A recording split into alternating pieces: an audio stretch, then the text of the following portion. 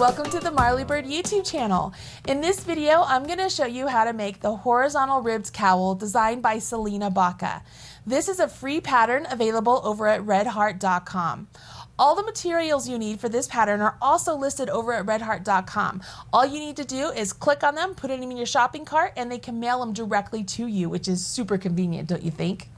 This cowl from start to finish took me an hour and a half, maybe 2 hours. And I know that I can help you along the way with these wonderful videos so that you can make your very own cowl. In these videos, I'm going to show you how to begin with the chain stitches, work the setup row, show you how to do row 2 and 3, which are the repeats, and then you carry on and work all of the repeats until the cowl is as long as you want it to be.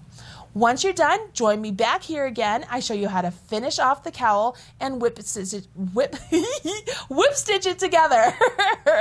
Oh, goodness gracious. You're going to just love this cowl, I promise you. Go ahead and let's see what you need to make this particular cowl. The first thing I need you to do is download the pattern over at redheart.com. This is called the Horizontal Ribbed Cowl, and it's by Selena Baca.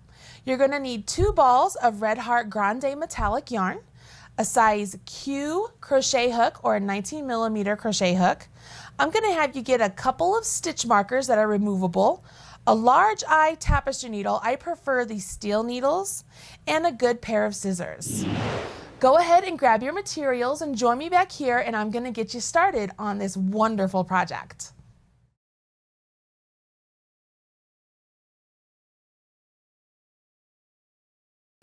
Okay, you have your materials and your pattern and you're ready to get started. Let's go. The first thing we're going to do is put a slip knot on our hook. If you need a refresher on how to do a slip knot, there is a video for that right here on the Marley Bird YouTube channel. Once you get your slip knot on your hook, it's important that we begin with 13 chains as the pattern calls for. So I'm going to yarn over my hook and I'm going to start doing 13 chains.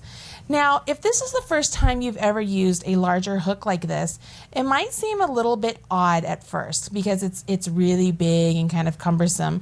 And you might think to yourself, you know what, these stitches just look so super big, I want to make them tighter. You don't want to do that, okay? You want to make sure that the size of the stitch is the same size as the barrel of your crochet hook. So I have been crocheting along. I don't think I have 13 yet. I'm going to do a couple more, and then I'm going to count. And as I've been chaining, you've noticed I've kept my thumb on the top of the chains just like this. And what that does is it allows me to make sure that my chains are nice and straight. So I can sit here and I can count. Now to count, I can see these nice V's, and I'm going to count each one. So I have 1, 2, 3, 4, 5, 6, 7, 8, 9, 10, 11, 12, 13, and 1 on my hook. Now I never count the 1 on my hook, so I have my 13 chains. That's awesome. I love it when things work out like that, where I wasn't counting and it just happens. So the next part of the instructions, it says row 1, right side. Double crochet in the 4th chain from the hook. So we never count the 1 on the hook, so we're going to go 1, 2, 3, 4, and we're going to put a double crochet there. So we yarn over our hook, go into the stitch, yarn over our hook, pull up a loop. So I have 3 loops on my hook, yarn over, draw through 2, yarn over, draw through 2. Now the pattern goes on to say that the beginning chain counts as the first double crochet. So remember when I told you that I wanted you to have some stitch markers? This is where that's going to come into play. I want you to put a stitch marker in the chain, in the last chain, right there, because that's going to be the chain we work into when we come back on the next row. Now we know where it is, we're ready to move on. Now we have an asterisk in the pattern, and the asterisk indicates that this is a point in the pattern that we're going to be going back to and repeating. So we make note of it, okay? So we have a note that there's the star right there. It says skip next chain, so we're going to skip the next chain. And it says V-stitch in the next chain. Now don't automatically assume that you know what V-stitch is. You want to make sure you're doing the V-stitch as it's written in the pattern. So if you look up in the special stitches section of the pattern, you will see that it says V-stitch is a half double crochet, chain 1, half double crochet, all in the same stitch. So we skipped 1 chain. We're going to do a half double crochet. So I yarn over my hook, go into the stitch, yarn over my hook, pull up a loop, yarn over, draw through all 3 loops on my hook. So that's 1 half double. I'm going to get myself some more yarn here. Now I've got to do a chain 1, and I've got to do another half double in that same chain to complete the V-stitch, okay? So that is what the V-stitch is for this pattern. It's a half double, chain 1, half double. Now the pattern goes on to read that you're going to skip the next chain. So you want to make sure you don't accidentally, see how when you're putting all those stitches into one chain, it kind of looks like it eats up that little chain right there. You don't want to accidentally skip it. So make sure you're counting it. So that's the chain we're going to skip as far as skipping the next chain. And then it says double crochet in the next chain. So I'm going to yarn over my hook, go to the next chain, and do my double crochet. So I'm going to put my double crochet right here. All right. Now it says repeat from star. So remember when I mentioned that the asterisk, that's going to be the point of reference that we're going to go back to in the pattern. So we go back to that point and it says skip the next chain. So we just worked that one. We're going to skip this and we're going to do a V-stitch right into this one. So if you remember, the V-stitch is a half double crochet, chain 1, and then a half double crochet. All right, I love this yarn. It's so soft and bulky and it just works up so fast. All right, so we've done that. We're going to skip a chain and we're going to do a double crochet in the next chain. And then we end with a double crochet in the next chain. So we repeated the pattern from the star once. And then once we did that, the very last part of the instructions say to double crochet in the next chain and turn. So I haven't turned yet, but I want to lay this down to show you. We have our beginning turning chain, which is our double crochet. We've marked it. We have a double crochet right here. We have our V-stitch, double crochet, V-stitch, double crochet, and we ended with a double crochet. So knowing that these initial turning chains are going to count as a double crochet and we ended with one, everything is very symmetrical here. Can you see that? Sweet. Okay, row 2. I'm going to go ahead and I'm going to chain 2 and turn. I like to do my chains first and then turn instead of turning and doing my chains. Either way you decide to do it is perfectly fine. You make the decision and just be consistent with it, okay? So I chain 2 and turn, and it says this counts as the first double crochet here and throughout. So my little thing I want to make note is many of you have been watching the videos and you've heard me say that a chain 3 typically represents a double crochet. So why is it that a chain 2 here is going to represent a double crochet?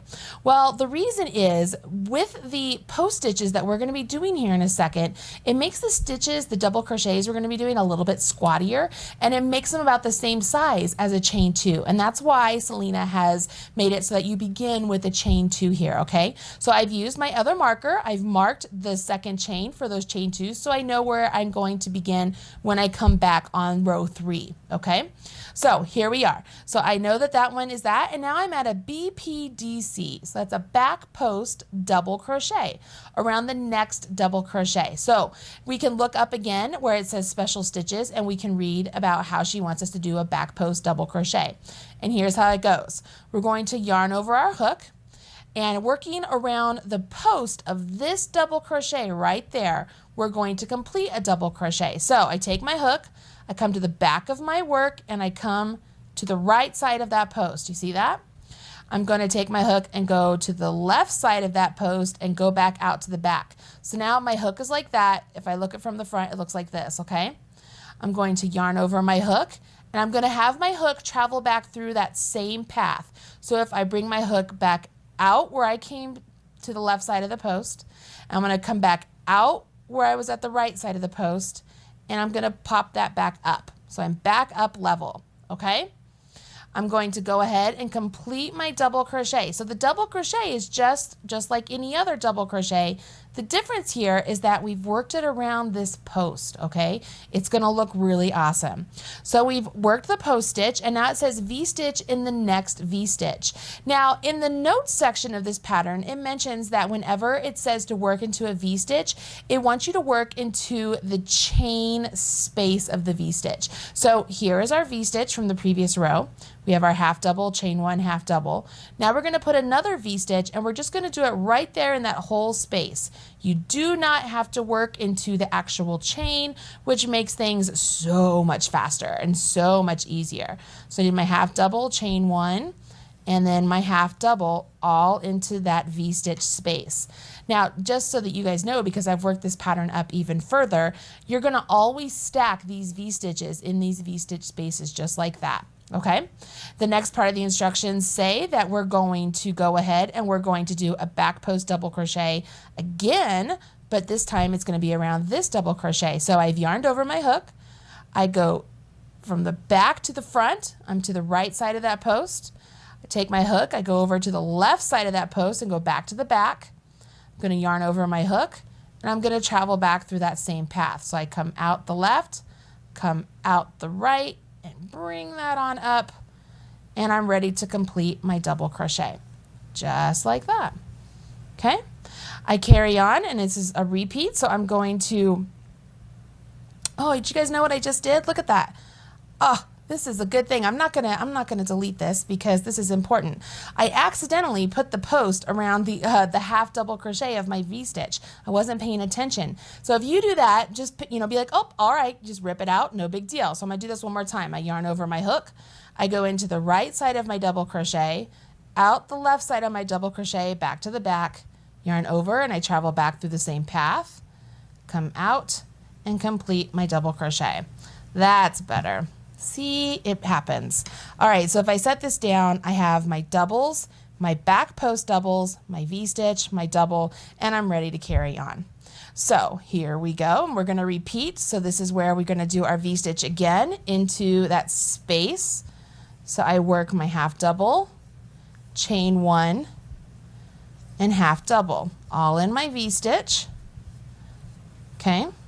And I'm going to do a back post double crochet. So I go in from the back to on the right side of my post, around the front to the left side, back to the back, yarn over, and I bring my hook just back that same path. So back, and here we are. See, it's not hard at all. You can do this. The very last thing you want to finish is that we're going to do a double crochet in the top of the beginning chain. What's really convenient here is we've already marked that beginning chain, so we know exactly where we're going to put our double crochet. I'm going to place it right there, and Bob's your uncle. So you can see here, if I lay this down, I have it down with the wrong side facing, so it's the side that I've had facing me the whole way. My beginning chain 2 for my double, my back post double crochet, my V-stitch, my back post double crochet, my V-stitch, back post, and my finish with my double crochet right there. Okay, so we're going to move on to the next row, and to do that I'm going to make sure I undo this chain, or not this chain, this stitch marker, because I'm going to use it here. I'm going to go ahead, do my chain 2 and turn, because you know that's what I like to do, and I like to be consistent. And it says that for row 3, we're going to begin with a front post double crochet. Now, one way to remember as you're going along, if you don't want to keep looking back and forth to the pattern, is whatever the post stitch is as it's looking at you, that's the post stitch you're going to do. So as we're looking at this, we're looking at front post double crochets, because on the other side we did a back post double crochet. When you're looking at your work, if you do a back post and then you go around and you look at the other side, it's going to look like a front post. If you do a front post, run around and look at the other side, it's going to look like a back post, okay? So hopefully that makes a little bit of sense here to you. I've chained 2. I'm going to go ahead and take my marker and put it into the second chain, so I know that's where I'm going to join when I go back. I'm going to yarn over my hook, and now we're going to do a front post double crochet. So I'm going to go in from the front this time on the right side of my post. I go in, and I'm going to come around to the other side of the post stitch. So see, I'm to the other side and back out. So I'm back up here to the front. I'm going to yarn over my hook, and I'm going to take the hook back the same path. So I come back, and now I'm back up here. And then I yarn over, go through 2, yarn over, go through 2, and I've completed my double crochet. I'm going to go ahead and do my V-stitch in my V-stitch. I don't even have to look at the pattern to know that that goes there, because remember I told you that all of these V-stitches are going to get stacked upon each other. So you don't have to look at your pattern. You can be like, oh, there's a V-stitch. This is what I'm going to do. Same thing when it comes to these post stitches. I am looking at a front post, so I know I'm on a front post row. So I would yarn over my hook, go into the right side of the post, come along the back, come out the left side of the post, yarn over my hook, and then have my hook travel that same path. So I'm coming back up, so I have my 3 loops on hook, yarn over, draw through 2, yarn over, draw through 2. And I'm gonna over here at my next V-stitch, so I'm gonna do my half double, chain 1, half double, all into that chain 1 space of the V-stitch from the previous row. I have another front post double crochet, so I yarn over, in from the front on the right side of the post to the back, come around the back, come out the left side of the post, yarn over, and then bring that yarn over down that same path. Complete my double crochet. And then I finish off with the double crochet right here where I've marked my stitch. I am good. And I'm ready to move on. So if I set this down, you can begin to see, oh look, these columns, these ribbed columns are beginning to happen, right? They look like they are pumped up on this side, and there's some V-stitches going on here. And if I were to flip this over, you really can't see the ribbed columns, right? Because they are back post when I look at this side. So as I go on to the next row, if I had put this down and came back and went, oh, I can't remember which row I'm on, I can automatically say, okay, I am looking at back post here because all of my posts are really showing up over there. Those are front post. So I know I'm on a back post row. So I will chain 2, do a back post, do a V-stitch, do a back post, do a V-stitch, do a back post, and then finish off with the double crochet. All right, so you've learned how to do the setup row, row 2, and row 3. You're going to repeat the last 2 rows 13 times. Now that's according to the pattern. If you decide you want to make it longer or shorter, totally up to you. Just remember that you're going to need more yarn if you make it longer.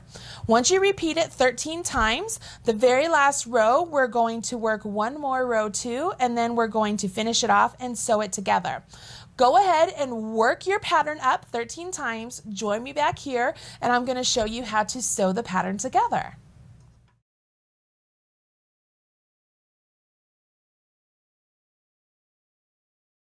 All right, so you're nearly done with your horizontal ribbed cowl. All you have left to do now is finish off and whip stitch it together. So I'm going to show you how to do that. If we look down here, I've just completed a row 2, which you should have completed, and it's time for me to fasten off. So what I'm going to do is I have my last loop on my hook. I'm going to yarn over, and I have already cut my yarn, leaving at least 24 inches. I think I left probably 30 inches because I don't want to run out. I've cut my yarn, and I'm going to yarn over, and I'm just going to pull that all the way through. All right, so I've pulled it all the way through, and I go like that, and I'm nice and secure. Now, what Selena wants us to do is she wants us to finish this off by whip stitching it together. So she says that she wants us to put our wrong sides and the first and last rows together. So we know that this nice rib here that we've created with our front and back post stitches is our right side. So we want to put it with our wrong sides together and our first stitches and our last stitches together. So she wants us to have it like this. So it's as if we have the right side facing us completely. I'm going to ignore my beginning chain right now, or my beginning leftover tail. I can weave that in just a minute. And I'm going to grab the tail that I left super long to make sure it's long enough to go down this whole row. And I'm going to thread it onto my needle. Now, the yarn is a little bit thick, right? It's a really thick yarn. And so it might be a little bit difficult to get on your needle. What I found is if I separate the yarn plies a little bit and then thread my needle with the yarn plies separated, it becomes a little bit easier. So I've separated my plies, I've pinched them around my needle, and I'm going to just push them right on in there. Okay? See how that works? It's a little fiddly, so give it a little bit of a try. Don't give up. It's okay. I have this attached right down here. So what I'm going to do is I'm going to do a whip stitch. Now to do a whip stitch, what I like to do for this particular one is you can see the finished V's right here. See those from the very last row we did? And then we have the nice beginning chain. It's the last loop that was remaining on the chain when we began. I'm going to take the one chain from over here and I'm going to connect it to the outer side, side of the V over here. And it should come together real nice and neat. So I'm going to just come into this one and come out that one. And I'm literally going to just whip stitch it together. Pull that through. And so I worked that one already. So I'm going to come over here. I'm going to grab this one and this one. Can you see how that works? I'm going to grab and pull through. Just doing stitch for stitch, because just like we began with all those chains, we should have all of that remaining all the way across. If we don't, if we work across and maybe you've accidentally skipped a chain, or maybe you just somehow, one of your kids walked in and something just got awry a little bit, as long as everything is as even as possible when you seam it together, you're going to be just fine. Because this is a nice thick yarn. It's a great little join. It just looks really nice. All right. If you wanted to try out a different kind of join, maybe you wanted to do a mattress stitch or a woven stitch or something I call a lace-up stitch, you could absolutely try those out. But if you want to go along strictly as the pattern's written, this is what Selena suggests. So I'm just whipping this together. It's super fast. I don't know about you guys, but this entire project, it did not take me very long. Maybe an hour, maybe an hour and a half. Once you get going with those double crochets and the V-stitches, it really moves along, doesn't it? This would be a good project just to whip together if you have somebody that you need to just put a little bit of a, lovely holiday gift or something together and you just don't know what to do, but you know that they would love to have something handmade by you and you don't have time to make a blanket or a pair of socks.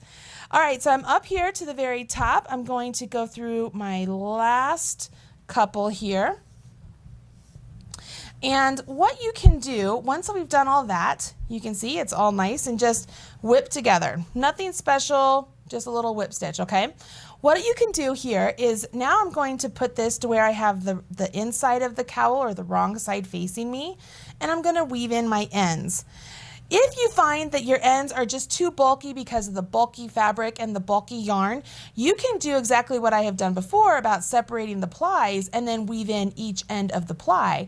We'll do that maybe with this one to show you what I mean by that. Otherwise, you can just take this and you can even split the plies on the inside and just secure it down the way, making it so it's not super bulky. It's just coming down a little ways, and we're going through the yarn just to let the yarn grab it a little bit so it doesn't come undone. Okay, and then I'm going to come back the opposite direction. One of the best things you can do when you're weaving in ends, and this is for any project, always go in and then come back out. And then it's nice if you can go in one more time like an S shape. It really makes it so that the ends are secure. I know that there are a lot of you out there who enjoy weaving or working over your ends as you crochet to tuck them in. I am not a fan of that because when I was first time mom, I should say, I received a blanket, this beautiful crocheted blanket from a lovely friend of mine, and she had done that to weave in all the ends. And the first time I washed the blanket, all of the ends started popping out, and I was like, that is such a shame, this really beautiful crocheted blanket, and all of a sudden I have all these ends popping out all over the place. So before I became a mom, I was a big fan of just, crocheting over the ends, but after that, I just found that, it's worth it to take the time and just weave in the ends the best way you can, and the S shape is really good. You can see here I took my tail and I just separated the plies. So now I have 2 plies here and 2 plies here, and it makes it so it's a little bit easier and less bulky to weave in. So I'm just going to thread my needle with this ply, and I'm going to go through the same process. I'm just splitting the yarn and going through and weaving this part in. So again, I'm going in and I'm coming back out. as I weave around, just to make sure it's nice and secure, because as this is around the neck, it might get a little bit worked up a little bit with all the ends. I do the same to the opposite side. I'm just coming in willy-nilly, and this works really well with this big bulky yarn like this because it's virtually invisible. I mean, nobody's ever going to see it unless they flip it so that they're looking at the wrong side and want to find your ends. And again, you can just see I'm just going back in and out. Nothing is showing on the opposite side. I had my hand there, just making sure that my needle was never popping through. I trim those nice and tight, which I can because my ends are woven in really great. And I have this really beautiful cowl. And it's really pretty. There's the seam right here. So if I wear that in back, like, you can't tell that there is a disconnect right there. If this disconnect bothers you, you could absolutely do a mattress stitch or a woven stitch and connect those two really well, and that would be lovely as well. If you want instructions on that, you can find those right here on the Marley Bird YouTube channel. Okay, now you've completed the Horizontal Ribbed Cowl by Selena Baca. I hope you found this a really enjoyable crochet project. I know I did. My daughter has already claimed this particular cowl. She's behind the camera right now, and she keeps, saying, mine, mine, mine. So yes, Alora, you can have the cowl, no problem. This yarn is particularly fabulous, you guys. It's the Grande base yarn with a metallic thread wrapped around it, and it gives it a little bit of sparkle, which is absolutely perfect, especially for my little teenage daughter. If you have a lovely lady in your life who likes something warm and cushy around her neck and a little bit of glitz and glamour, you will love this Grande Metallic yarn.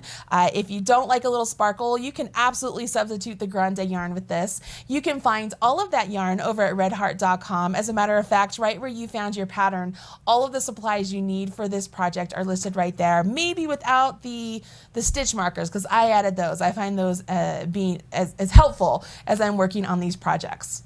I hope you guys enjoyed today's video, and you will come back for more right here on the Marley Bird YouTube channel. As my kids say, please smash that like button, and I'll talk to you guys soon. Bye.